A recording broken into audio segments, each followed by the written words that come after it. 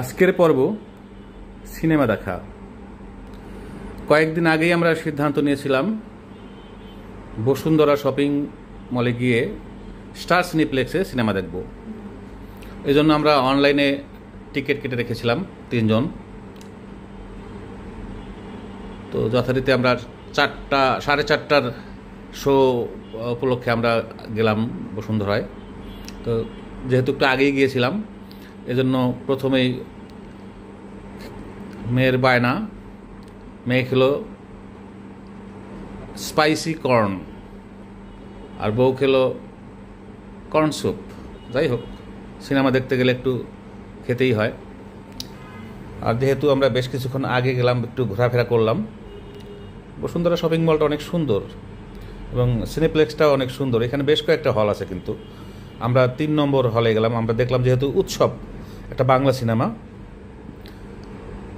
দেশের সব বিখ্যাত অভিনেতারা এই সিনেমায় অভিনয় করছেন। তো আমরা 3 নম্বর হলে গিয়ে ঢুকলাম। তো অনেক দর্শনার্থী ছিল। প্রথম ভাবলাম বুঝি ফাঁকা, কিন্তু আস্তে আস্তে দেখলাম যে পুরো হল ভরে গেছে, কোথাও কোনো ফাঁকা নেই, একদম হাউসফুল যাকে বলে। এবং সিনেমাটা বেশ এনজয় করলাম। 2 ঘন্টার সিনেমা মনে হলো খুব নিমেষেই শেষ হয়ে গেল। খুব ভালো ছিল। কেমন দেখলাম কিছুক্ষণ পরে বলবো।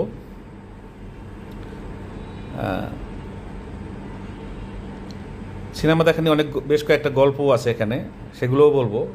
আগে আমরা হল থেকে বের হই। তো বের হব, এ সময় মেয়ে বায়না ধরলো যে তাকে আরও কিছু খাওয়াতে হবে।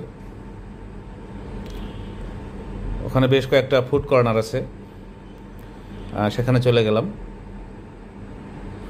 তো যেটা বলছিলাম, সিনেমাটায় জাহিদ হাসান, তারিক আনাম, চঞ্চল চৌধুরী, অপি করিম, আফসানা মিমি, জয়া হাসান, অনেক বিখ্যাত অভিনেতারা অভিনয় করেছে। সবার অভিনয় ভালো লেগেছে, তবে জাহিদ হাসান এবং চঞ্চল চৌধুরীর অভিনয় বেশি ভালো লেগেছে।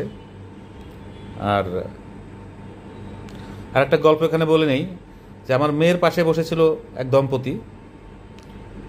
তো এই ভদ্রমহিলা নাকি পুরো সিনেমা শোটা চলাকালীন যতক্ষণ ছিল, পুরো সময়টাই উনি নাক ডেকে ঘুমিয়েছেন। মাঝে স্বামী দুবার তার জন্য পপকর্ন এনে দিয়েছিল, ওই পপকর্ন খাওয়াটুকু সময় উনি জেগেছিলেন।